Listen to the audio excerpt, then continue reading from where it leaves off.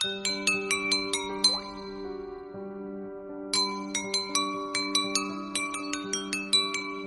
স্বামী বিবেকানন্দ বলেছেন যে আমাকে দেখলে লোকে জ্ঞানী মনে করে, আমি বাইরে জ্ঞানী কিন্তু ভেতরে ভক্ত আমি। আর বলছেন ওই বুড়োটা মানে ঠাকুর, ও বাইরে ভক্তি ভেতরে টনটনে জ্ঞান, ভেতরে জ্ঞানী। এবার দেখুন তার প্রমাণ এখানে। আমি প্রথম পয়েন্টটা পড়ে শোনাচ্ছি, পয়েন্ট ওয়াইজ। বইটা লেখা হয়েছে 1 2 3 4 করে। পয়েন্ট 1 কি চূড়ান্ত অদ্বৈতের কথা বলছেন। পয়েন্ট 1, মানুষ আপনাকে চিনতে পারলে ভগবানকে চিনতে পারে। কি আশ্চর্য কথা! সমগ্র বেদান্তের এক কথায় বলতে গেলে যে মহাবাক্য আছে, তত্ত্বমসি, তুমি সেই, অহম ব্রহ্মাস্মি, আমি ব্রহ্ম, প্রজ্ঞানম ব্রহ্ম। এই আমার মধ্যে যে চেতনাটা আছে এইটাই হচ্ছে আলটিমেট রিয়ালিটি, ব্রহ্মান। আই এম আত্মা ব্রহ্ম, এই যে আমি, এই আত্মা, এই হচ্ছে ব্রহ্ম। এই সব মহাবাক্যের অর্থ একই। আর সেই মহাবাক্য কি? ঠাকুর বলছেন মানুষ আপনাকে চিনতে পারলে ভগবানকে চিনতে পারে। এই মহাবাক্য, এটা মহাবাক্যের ডেফিনেশন জীব ও ব্রহ্ম ঐক্য। জীব আর ব্রহ্মের যেটা ঐক্য যে প্রতিপাদন করে বাক্য, সেটা মহাবাক্য। এই তো জীব আর ব্রহ্মের ঐক্য প্রতিপাদন করলো। আপনাকে চিনতে পারলে ভগবানকে চিনতে পারে। এখানে দুটি কথা আসছে, যে আমরা তাহলে নিজেকে চিনি না। আপনাকে চিনতে পারলে আমরা সঙ্গে সঙ্গে বলবো আমাকে নিজেকে তো চিনি আমরা। আর শুধু চিনি তাই নয়, ভালো করেই জানি নিজেকে। আমাদের লম্বা লম্বা সিভি আছে, আমাদের নিজেদের বায়োডাটা আছে, তো আমরা তো নিজেকে চিনি।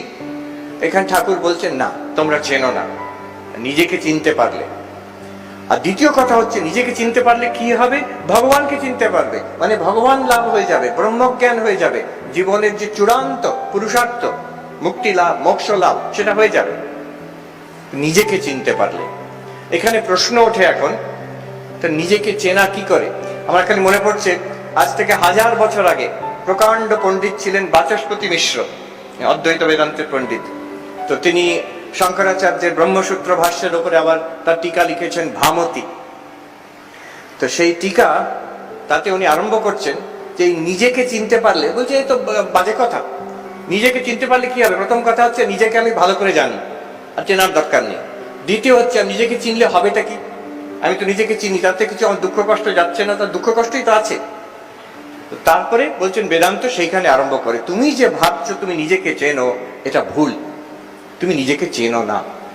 যদি চেনো, খুবই অল্প চেনো। আসল তোমার যে আমাদের যে আসল স্বরূপ, সেটা আমরা জানি না। দ্বিতীয়, যদি সেই আসল স্বরূপকে জানা যায়, তাহলে তার মহান লাভ। তার লাভ কি? দুঃখ কষ্টের পারে যাবে আর মুক্তি লাভ করবে, আনন্দ লাভ করবে। আধ্যাত্মিকতা কি জন্য? আমরা সব শুনে থাকি যে আমরা জীব, আমরা জন্ম জন্মান্তরে ঘুরপাক খাচ্ছি, আমরা অনেক জন্ম পার করে মনুষ্য জীবন লাভ করেছি। আমাদের ধর্মগ্রন্থ বলে যে এই মনুষ্য জীবনে সাধন ভজন করে ভগবান লাভ করতে হবে। ইহ চেদবেদিত অথ সত্যমস্তি ন চেদিহা বেদিত মহতি বিনষ্টি। কেন উপনিষদ বলছে এই জন্মে যদি তুমি ভগবান লাভ করতে পারো, তাহলে অনন্ত লাভ তোমার। জন্ম সফল হয়ে গেল, জন্ম জন্মান্তর সফল হয়ে গেল। আর যদি লাভ না করতে পারো, বিশাল ক্ষতি, একটা বিরাট বড় সুযোগ হারিয়ে ফেললে। তাই মানুষ জন্ম পেয়েছি আমরা সাধন ভজন করে ভগবান লাভ করব, মুক্তি লাভ করব, দুঃখের পারে যাব।